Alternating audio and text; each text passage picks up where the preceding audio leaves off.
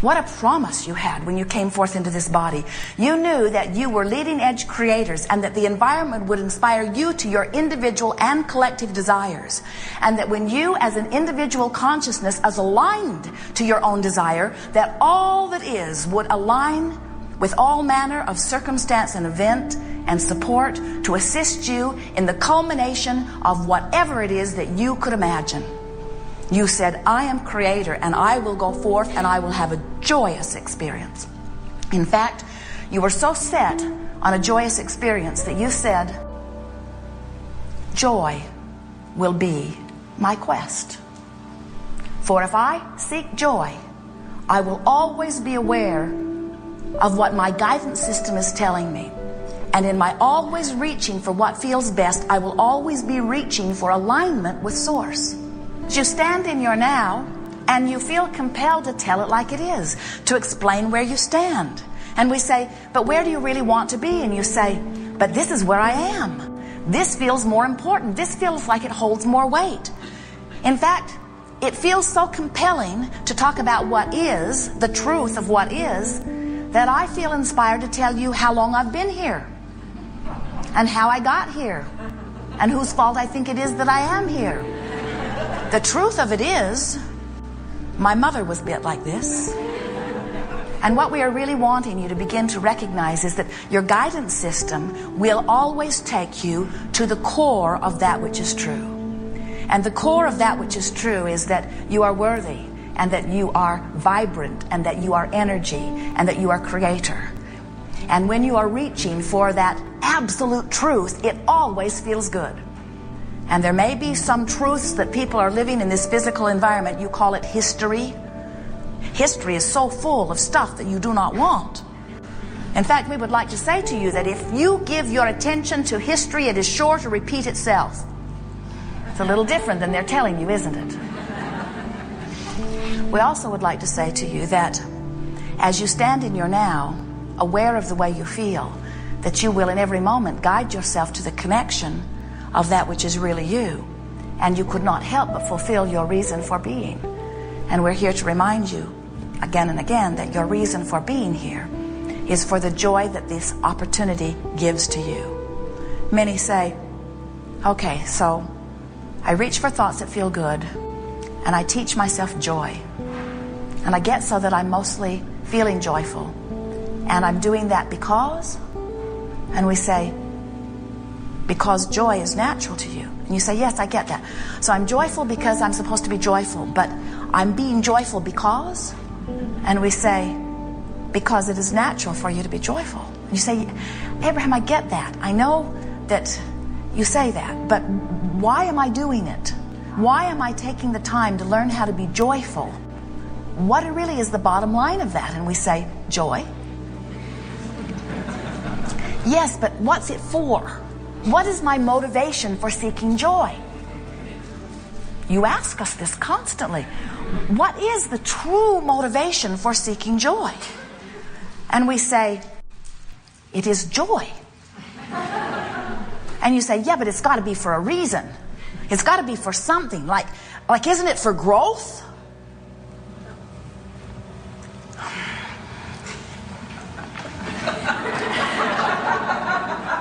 Have you heard nothing from us? When growth is your quest, then you start doing foolish things like looking for truth. And then you lose your connection to that which is your source, and then you flounder in your discomfort, and then you try to justify through your struggle any meager expansion. And we say, oh, it is so much going about it the hard way. If you will let joy be your quest, let it be your only goal, then natural expansion happens. And we have to say to you, whether you let joy be your goal or not, expansion happens. Expansion cannot help but happen. The basis of our experience is freedom. We are so free we can choose bondage. If our quest is that of joy, and growth is the natural byproduct of our existence, then how lovely of an experience are we all having? So, as we watch you and we see how well you're doing in some areas, we hear you often speaking from this place of where you stand now, feeling sort of stuck. It's like you can't get from where you are to where you really want to be.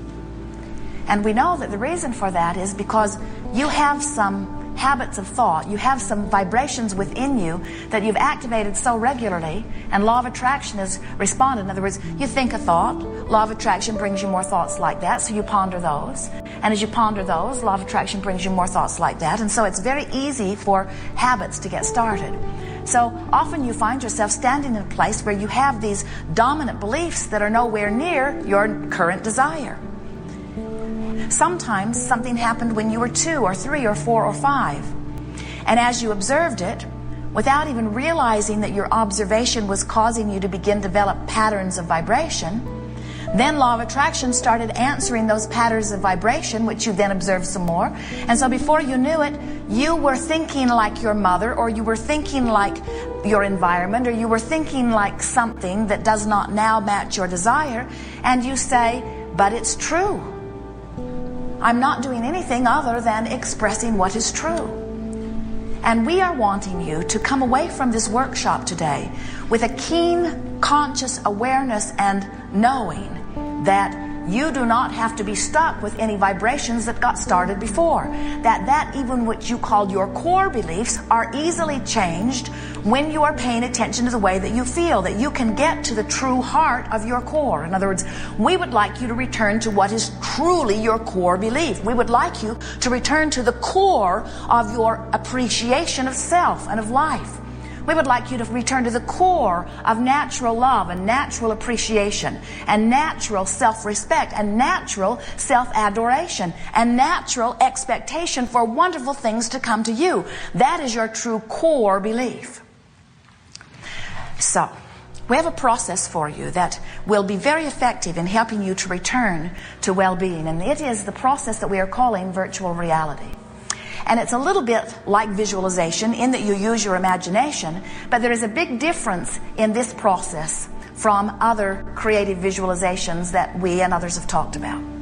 Because this is not a game where you practice something that you want that you don't currently have by trying to define more clearly what it is that you want. This is a game where you take a thought that already feels good to you and you emphasize it until it feels better and better and better and better for the singular purpose of practicing a vibration and making it dominant. In other words, it's not necessary for you to be carrying around 20 or 30 or 40 or 50 or 60 or 70 or 80 or 90 or 100 years later something that happened when you were 7, or something that your mother felt because of something that she was living, or something that some in your economy are feeling, or something that someone in your family is feeling. It's time for you to begin to choose what you are causing to be active in your vibration. You can begin to vibrate as you now choose, not as happened to you when the train ran over your toe when you were 2, or whatever it was that happened. In other words, you don't have to carry around those vibrations that you've been carrying around. You get to choose them now, but you have to choose them now. And what happens with this virtual reality is, as you choose it with one intent, and that is to find a vibration that feels good and practice how it feels, and hold it long enough that law of attraction can get a foothold with it, then what happens, it gets easier and easier and easier and easier and easier for you. Sometimes the temptation is, once you get in there and you set this great scene, is to bring someone in and try to reform them, or work on an issue. In other words, let's go to a good place and work on this issue. Let's go in there and make more money come. Or let's go in there and heal the relationship with someone. And we say, this is not what this process is for. Because if you go to virtual reality and you bring something that you've been wanting into virtual reality, all that happens is you vibrate in your virtual reality just like you've been vibrating otherwise, and nothing happens. The virtual reality process did not serve you. So, as we're moving forward here today, we're eager to talk with you about anything that is important to you.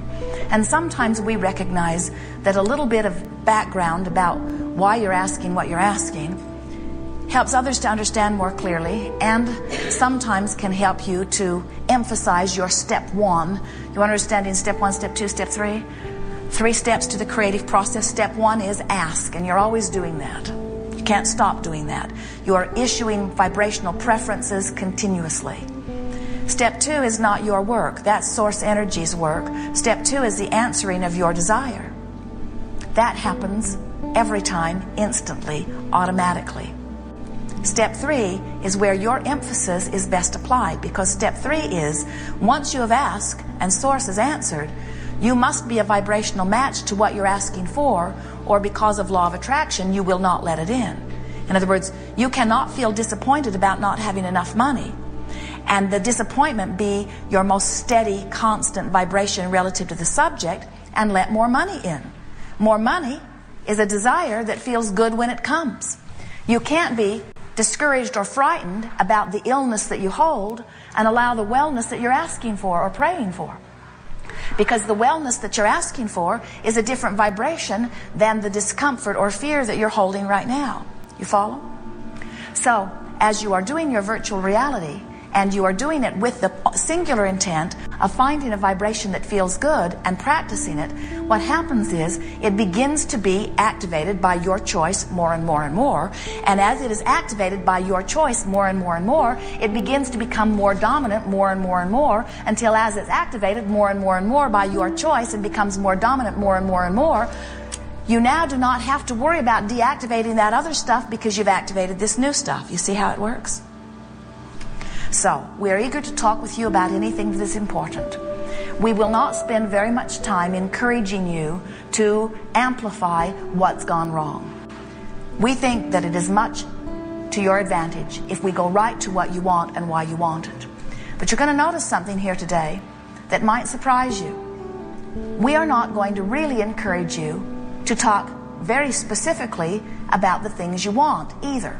Because if you really want something that you really don't have, then really not having it is your really dominant vibration. And so as we try to talk about what you want, what you really want, all we do is activate where you really are. You see how it works? In other words, when you pick up that stick that says, I want more money, if you have an active vibration, a dominant vibration of lack of money, then talking about more money just amplifies where you already are, and nothing changes.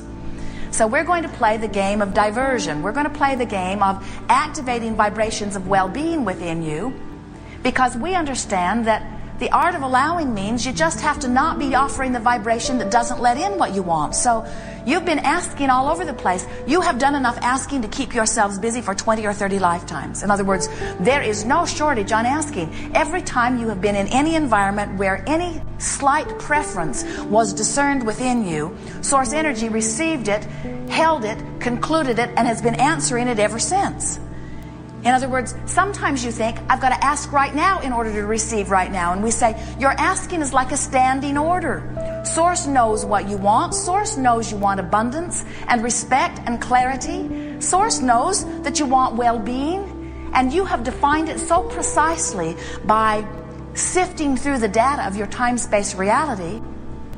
There is a book that Jerry and Esther both adore. It is called Illusions. It is written by Richard Bach.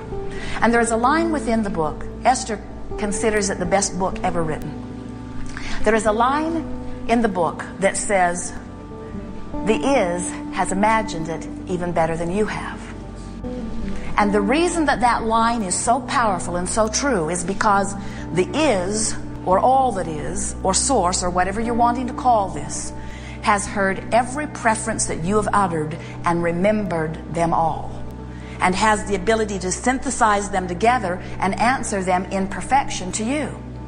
So this manager called Law of Attraction is giving you whatever it is that you are wanting and allowing. And that's where this virtual reality comes in. You know, every process that we've ever offered has been to help you to emphasize the allowing part of that equation. When you get on a rampage of appreciation, that's